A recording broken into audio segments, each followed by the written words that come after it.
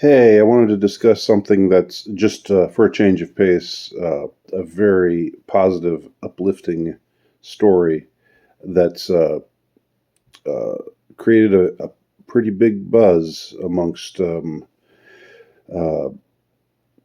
conservative, right wing, also just religious or religiously oriented people, religious groups, especially Catholic groups, and that is the conversion of Shia Labeouf, the actor. Am I saying his name correctly? Is it Labeouf? Labeouf? Uh, is it Shia or Shia? I think it's Shia. I've never been totally clear on the pronunciation there. Um, and just wanted to reflect for a moment on it, just because the last couple of videos that I've done, I've gone hard, um, on Colin Liddell and his some of the things that he's said or written recently, and I felt that it was necessary to do that. I feel okay about saying what I said in those videos, but I also know that it was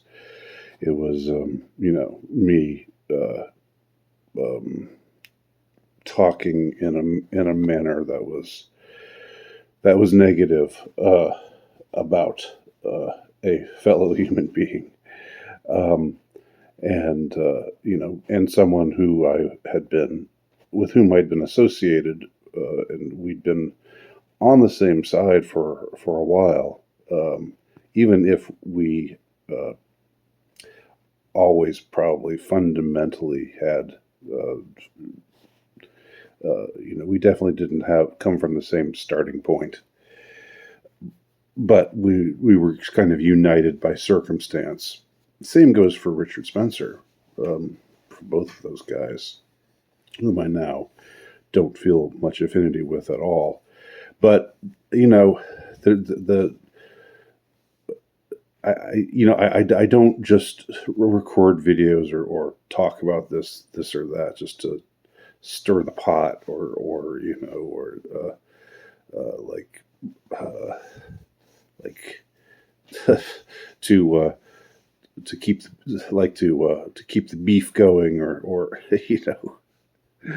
um, I've had clashes before with people, uh, and I don't think most of those videos are up, but it's always it's like there's a negative energy to doing that kind of thing, even though it's a necessary thing to do sometimes. And this, uh, talking about Shia and his conversion to Catholicism, to uh, specifically traditional Catholicism, specifically to the Latin Mass. That was what the traditional Mass was. What really brought him in. Um, really mesmerized him. Really spoke to his soul. There are people who uh, are doubtful, skeptical, cynical about this, and I understand uh, having doubts.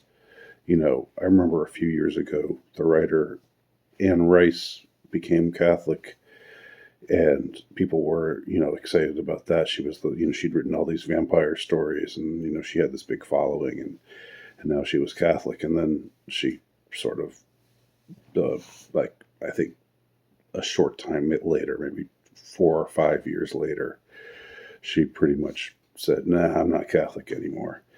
And Shia LaBeouf, you know, he has given off the aura of being someone who you could say maybe is a little bit flaky or a little bit not all there.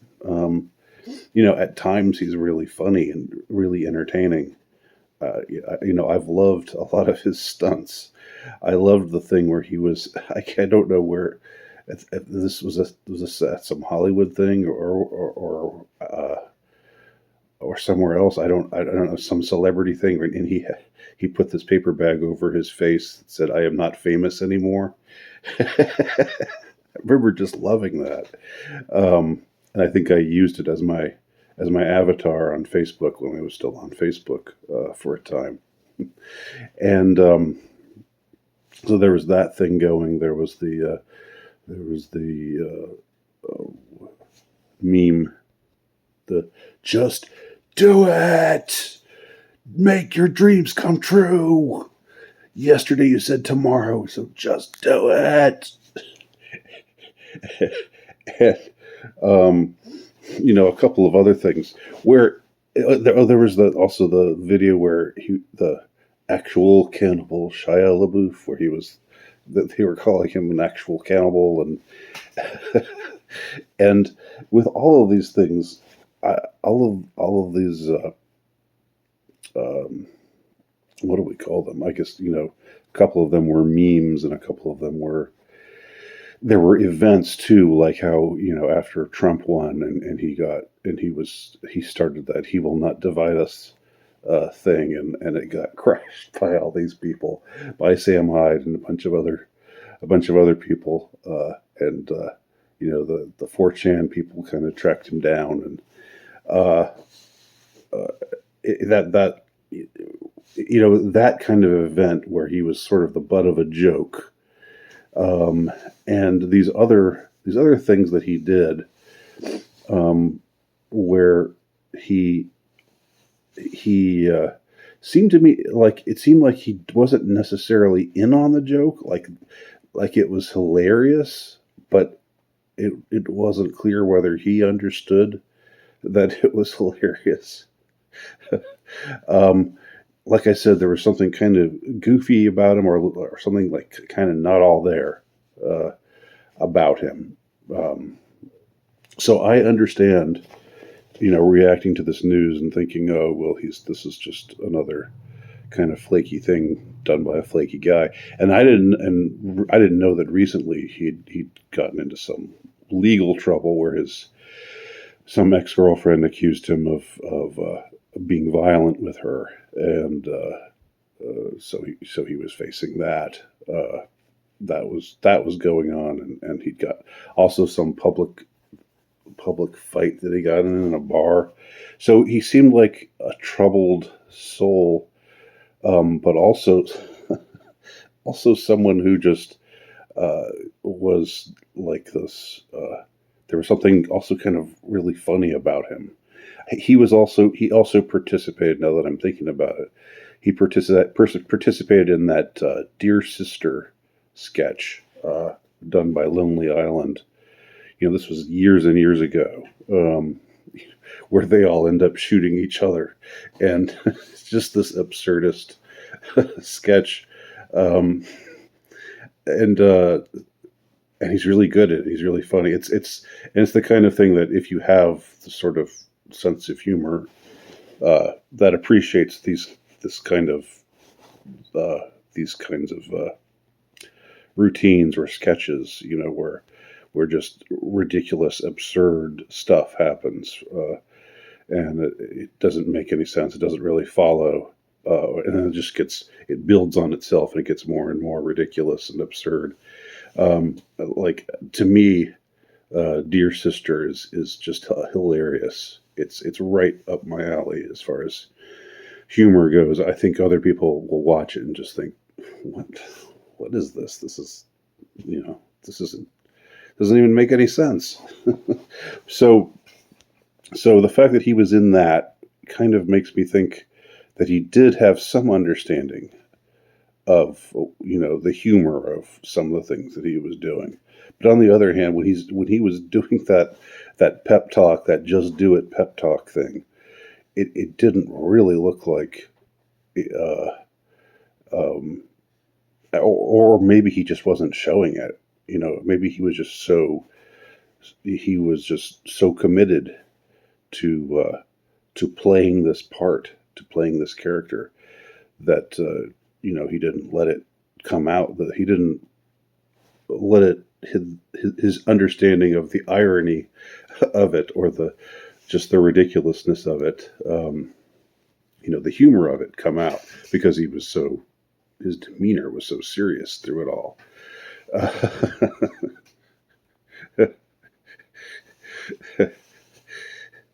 um, and it's funny how it could also be used as that whole "just do it" thing could actually work. Like, you could listen to it to really get your ass in gear sometime, because it's like he's a coach at halftime, just saying, "You bunch of pussies," except it's more positive than that. It's saying, go for it, go for the gusto,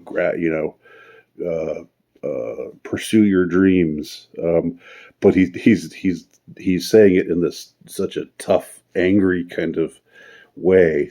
It's just funny. Anyway, so Shia is a strange sort of character, and uh, and so I understand why some people are just going to think, well, now he's just, this Catholic thing is just his latest gimmick, and why they're going to be doubtful or skeptical about it.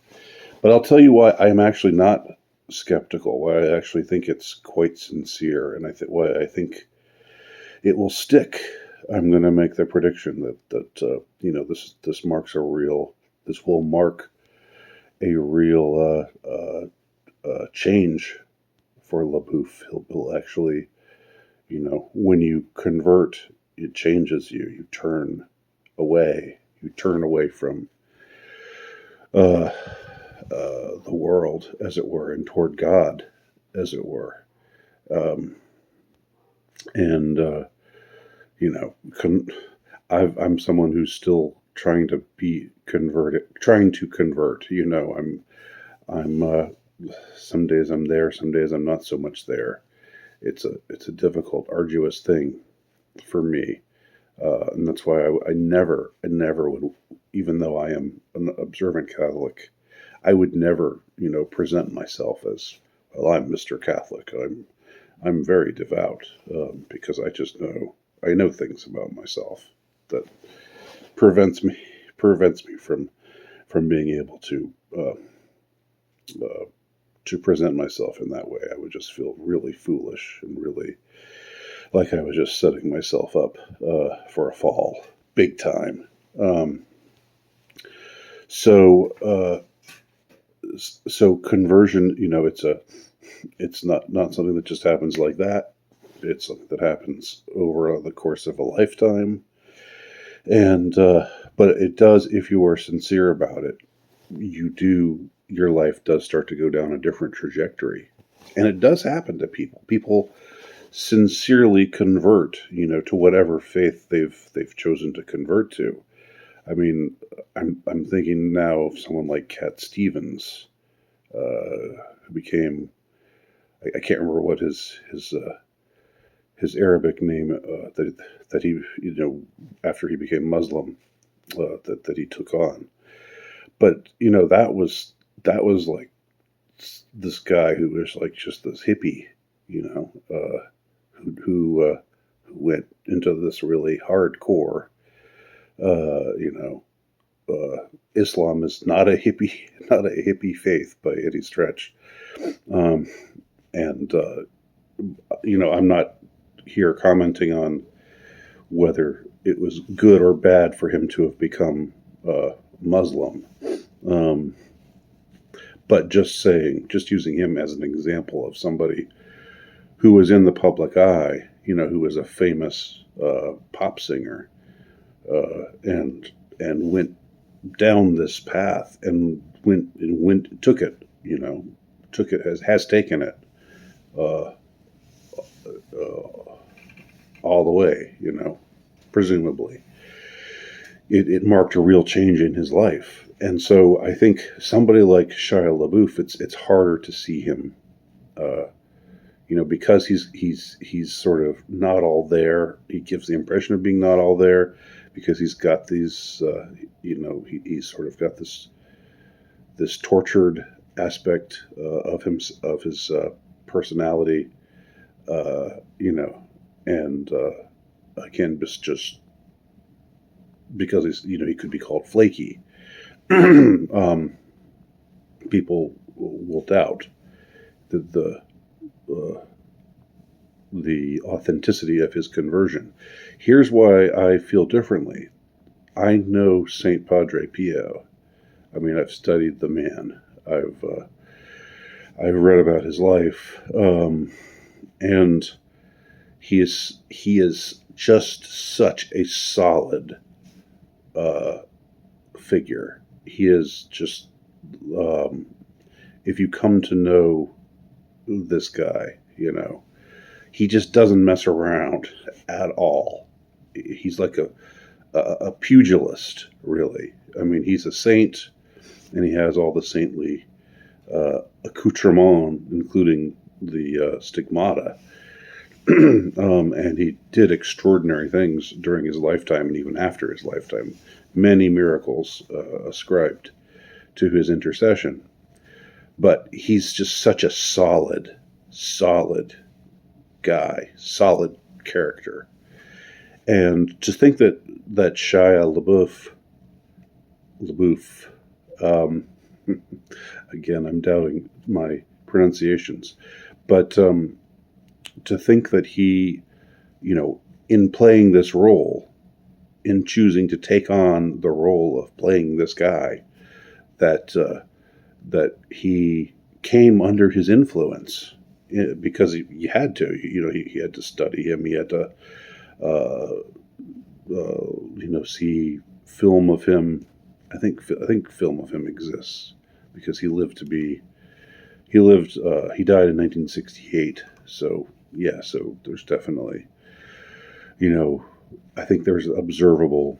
um, uh, Moments where we can see how he talked or what his demeanor was or whatever things like that. Um, the fact that it was under the tutelage of Padre Pio that Shia became Catholic, and the fact that he even has come out, like in the interview that he gave to Bishop Barron. He talked about it specifically, the traditional Mass, the traditional Latin Mass, uh, and how it spoke to him, how the mysticism of it just brought him closer and closer to Catholicism, to embracing this faith that he, perhaps always felt a pull towards. He had supposedly been baptized, even though he is ethnically Jewish. He had supposedly been baptized at some time prior in his life. That's a powerful thing. So it's his portrayal of Padre Pio and coming under the spell of Padre Pio, if you will, if you want to phrase it that way. And Padre Pio is just such a strong, solid, heartily masculine, um, like, sort of guy. Doesn't mess around, doesn't pull punches. That's just what makes me feel like Shai's conversion is legit, and that he's going to be okay, and that he's really going to prosper in this, this new conversion. But I think you kind of have to know Saint Padre Pio. You have to have an impression of him to know what I mean, to know what I'm talking about. And it's not like I'm not saying that he's better than other saints. All saints are great people. By definition, they are holy people, even though their personalities can be very, very different. Their points of emphasis, during their lives, might be very, very different. And it's not that one of them is better than the other. They're all high in the hierarchy of heaven as saints. But Padre Pio, man, he is just, again, I said to somebody, he's like the Clubber Lang of Saints. Mr. T's character in Rocky 3. You know, dead meat. You know, he's not mean like Clubber Lang is, but he's tough, and he's somebody, again, like I said, who will not pull any punches, will not take any prisoners. So anyway, God bless Shia Labeouf. And I'll be interested to see this movie, and I think I'll talk more about the movie, my thoughts about this new movie about Saint Padre Pio, starring Shia LaBeouf. I'll talk about it soon as well. Thanks for watching.